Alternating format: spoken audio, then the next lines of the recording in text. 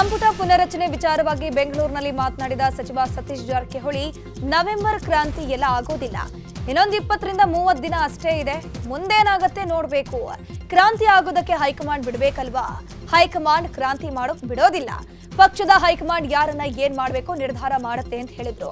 ಇನ್ನು ಇದೇ ವಿಚಾರವಾಗಿ ಸಚಿವ ವೆಂಕಟೇಶ್, ಚಲವರಾಯಸ್ವಾಮಿ, ಸುನಿಲ್ ಬೋಸ್, ನರೇಂದ್ರ ಸ್ವಾಮಿ ಮತ್ತು ಪುಟ್ಟರಂಗ ಶೆಟ್ಟಿ ಕೂಡ ರಿಯಾಕ್ಷನ್ ಕೊಟ್ಟಿದ್ದಾರೆ. ಹೈಕಮಾಂಡು ತನ್ನದೇ ಅಂತ ಲಿಸ್ಟ್ ಮಾಡೇ ಮಾಡ್ತಾರೆ. ಅವ್ರು ಮಾಡಿದಾರ ಮುಂದುವರಿಸ್ತಾರ, ಇಲ್ಲಾರ ತ್ಯಾಗ ಮಾಡಲೇಬೇಕು, ಬೇರೆಯವ್ರಿಗೆ ಅವಕಾಶ ಕೊಟ್ಟೇ ಕೊಡ್ತಾರೆ. ಇಲ್ಲ ನಮಗಂತೂ ಗೊತ್ತೇ ಇಲ್ಲ ಯಾವ್ದು ನವೆಂಬರ್ ಕ್ರಾಂತಿ ಅಂತ ಏನು ಗೊತ್ತೇ ಇಲ್ಲ. ಹೇಳ್ತಾರೆ ಪಕ್ಷ ಇದೆ, ಕ್ರಾಂತಿ ಆಗೋ ಪ್ರಶ್ನೆ ಬರೋಂಗಿಲ್ಲ, ಪಕ್ಷ ಇದೆ, ಮೇಲ್ಗಡೆ ಹೈಕಮಾಂಡ್ ಇದೆ, ಕ್ರಾಂತಿ ಆಗಲಿಕ್ಕೆ ಅವ್ರಾಗ ಬಿಡ್ತಾರೆ, ಬಿಡೋಲ್ಲ. ಕ್ರಾಂತಿಗಳಿಗೆ ಅಧಿಕಾರ ಇದೆ, ಅವ್ರು ಮಾಡ್ಬೋದು, ಮಾಡಲಿ. ನನಗೇನು ಮಾಹಿತಿ ಇಲ್ಲ. ಆಯ್ತಪ್ಪ, ಬೇರೆಯವ್ರಿಗೆ ಅವಕಾಶ ಕೊಡಲಿ ಬಿಡಿ, ಏನೀಗ ಎಲ್ಲರೂ ಬಿಡ್ತಾರೆ, ಬಿಡಲಿ. ಮುಖ್ಯಮಂತ್ರಿಗಳು ಇದೆ ಅಲ್ವಾ, ಅದು ಮಾಡಲಿ, ಯಾರು ಬಿಡಿ.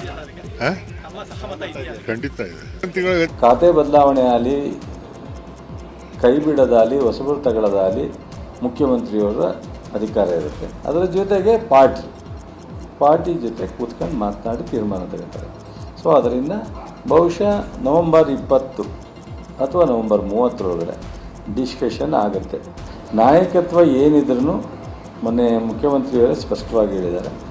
ಸೊ ನಮ್ಮ ಪಕ್ಷದ ಅಧ್ಯಕ್ಷರು, ಡೆಪ್ಟಿ CM ಹೇಳಿದ್ದಾರೆ, ಹೈಕಮಾಂಡೇ ಅಂತಿಮ ತೀರ್ಮಾನ, ಹೈಕಮಾಂಡೇ ಏನಾದ್ರೂ ತೀರ್ಮಾನ ತಗೊಳುತ್ತೆ, ಅದಕ್ಕೆ ನಾವಿಬ್ಬರು ಬದ್ಧ ಅಂತ ಹೇಳಿದ್ದಾರೆ. ಖಾತೆ ಬದಲಾವಣೆ ಆಗಲಿ, ನೋಡಿ, ನಮಗೆ ಗೊತ್ತಿರೋ ಪ್ರಕಾರ ಯಾವ ನವಂಬರ್ ಕ್ರಾಂತಿ, ಡಿಸೆಂಬರ್ ಕ್ರಾಂತಿ ಇರೋದಿಲ್ಲ. ಹೈಕಮಾಂಡ್ ಹಂಗೇನು ಹೇಳಿಲ್ಲ. ಕೆಲವರು ಅದನ್ನು ಸೃಷ್ಟಿ ಮಾಡ್ತಿರೋದಂತೂ ನಿಜ. ಬಟ್ ಯಾವುದೇ ಕ್ರಾಂತಿಗಳಾಗಲ್ಲ, ಏನೇ ತೀರ್ಮಾನ ಆದರೂ ಹೈಕಮಾಂಡ್ ಸೂಕ್ತ ಸಮಯದಲ್ಲಿ ತಗೊಳುತ್ತೆ ಅನ್ನೋದು ನಮ್ಮ ಭಾವನೆ. ನೋಡಿ, ಸಿದ್ದರಾಮಯ್ಯ ಸಾಹೇಬರು ಮತ್ತು ಹೈಕಮಾಂಡು ಅವರು ಸ್ವತಂತ್ರರು ತೀರ್ಮಾನ ತಗೊಳ್ಳೋಕ್ಕೆ. ಮುಖ್ಯಮಂತ್ರಿಗಳು ಹೈಕಮಾಂಡ್ ಜೊತೆ ಚರ್ಚೆ ಮಾಡಿ ಸೂಕ್ತ ಕಾಲ ಸೂಕ್ತ. ನಮ್ಮ ಪಕ್ಷದಲ್ಲಿ ಎಲ್ಲವೂ ಶಾಂತಿ, ನೋ ಕ್ರಾಂತಿ. ಅದು ನಮ್ಮ ಪಕ್ಷದಲ್ಲಿ ನಾನು ಅರ್ಜಿನೂ ಹಾಕೊಳ್ಬೇಕಾಗಿಲ್ಲ, ಮತ್ತೊಂದು ಇಲ್ಲ. ನಮ್ಮ ಅರ್ಹತೆ ಆಧಾರದ ಮೇಲೆ ನಮ್ಮ ಹೈಕಮಾಂಡ್ ತೀರ್ಮಾನ ತಗೋತದೆ.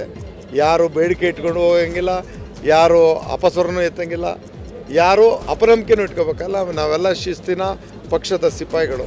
ಹೈಕಮಾಂಡ್ ಏನು ಹೇಳುತ್ತೆ ಅದರಂತೆ ಅವ್ರು ಹೇಳ್ಬಿಟ್ರೆ ಆಗ್ತದೆ ಅಂತ ನೀವು ಹೇಳಿ ಸರ್. ದೊಡ್ಡವ್ರು ಹೇಳಿದ್ಮೇಲೆ ನಮ್ಮ ಚಿಕ್ಕವ್ರದ್ದೇನು ಸಮಸ್ಯೆ. ಈ ಹೈಕಮಾಂಡು, ಎರಡನೇ ಕಮಾಂಡು ಸಿದ್ದರಾಮಯ್ಯ, ಏನು ನಡೀತದೆ ಅನ್ಕೊಂಡಿನಪ್ಪ, ನೋಡೋಣ ಆಗುತ್ತೆ ಅಂತ ಅನ್ಕೊಂಡಿನಿ. ಸರ್, ಕಡೆ ಕ್ಷಣದಲ್ಲಿ ಮಿಸ್ ಆಗಿತ್ತು ಕಳೆದ ಬಾರಿ. ಮಂಗಳೂರಿನ ಉರುವಾದಲ್ಲಿ ಅಂತಾರಾಷ್ಟ್ರೀಯ ಗುಣಮಟ್ಟದ ಬ್ಯಾಡ್ಮಿಂಟನ್ ಒಳಾಂಗಣ ಕ್ರೀಡಾಂಗಣವನ್ನು ಸಿಎಂ ಉದ್ಘಾಟನೆ ಮಾಡಿದರು. ಬಳಿಕ ಸ್ವತಃ ಸಿಎಂ ಸಿದ್ದರಾಮಯ್ಯ ಬ್ಯಾಡ್ಮಿಂಟನ್ ಆಡಿದರು. ಸಭಾ ಕಾರ್ಯಕ್ರಮದ ನಂತರ ಕೆಲಕಾಲ ಬ್ಯಾಡ್ಮಿಂಟನ್ ಆಟವನ್ನು ವೀಕ್ಷಿಸಿದ ಅವರು ಆಯೋಜಕರ ಒತ್ತಾಯದ ಮೇರೆಗೆ ಶಟಲ್ ಬ್ಯಾಟ್ ಹಿಡಿದು ಬ್ಯಾಡ್ಮಿಂಟನ್ ಆಡಿದರು. ನಂತರ ಎಲ್ಲ ಆಟಗಾರರಿಗೆ ಶುಭ ಕೋರಿದರು.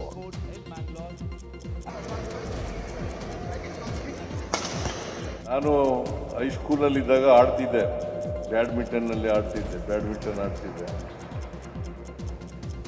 ನಾನು ಎಲ್ಲ ಆಟಗಳನ್ನು ಆಡ್ತಿದ್ದೆ. ಒಂದರಲ್ಲೂ ಕೂಡ ನಾನು ಪರಿಣಿತಿಯನ್ನು ಪಡ್ಕೊಳ್ಳಿಕ್ಕೆ ಹೋಗ್ಲಿಲ್ಲ.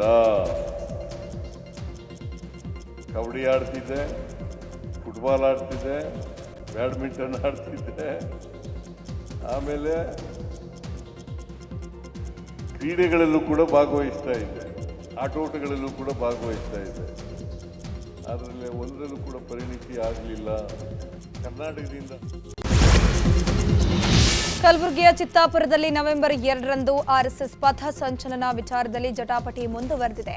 ಇಂದು ಜಿಲ್ಲಾಧಿಕಾರಿ ಶಾಂತಿ ಸಭೆ ನಡೆಸುತ್ತಿದ್ದು, ನವೆಂಬರ್ 2ರಂದು ಪಥ ಸಂಚಲನಕ್ಕೆ ಅವಕಾಶ ಕೊಡಿ ಅಂತ ಜೈ ಭೀಮ್ ಸಂಘಟನೆ ಮನವಿಯನ್ನು ಮಾಡಿಕೊಂಡಿದೆ.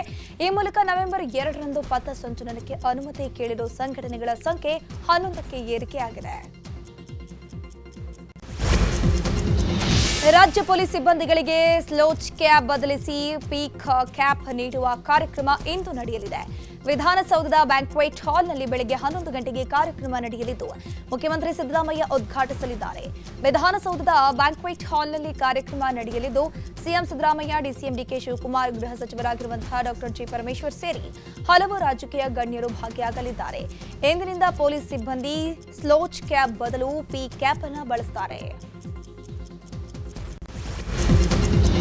ಇಂದು ಧಾರವಾಡ ಜಿಲ್ಲಾ ಉಸ್ತುವಾರಿ ಸಚಿವ ಸಂತೋಷ್ ಲಾಡ್ ಸ್ವಕ್ಷೇತ್ರ ಕಲಘಟಗಿಗೆ ಭೇಟಿ ನೀಡಲಿದ್ದಾರೆ. ಬೆಳಗ್ಗೆ 11 ಗಂಟೆಗೆ ಸ್ವಕ್ಷೇತ್ರ ಕಲಘಟಗಿಯಲ್ಲಿ ಜಿಲ್ಲಾ ಮಟ್ಟದ ಸಂಪರ್ಕ ಸಭೆ ನಡೆಸ್ತಾ ಇದ್ದಾರೆ.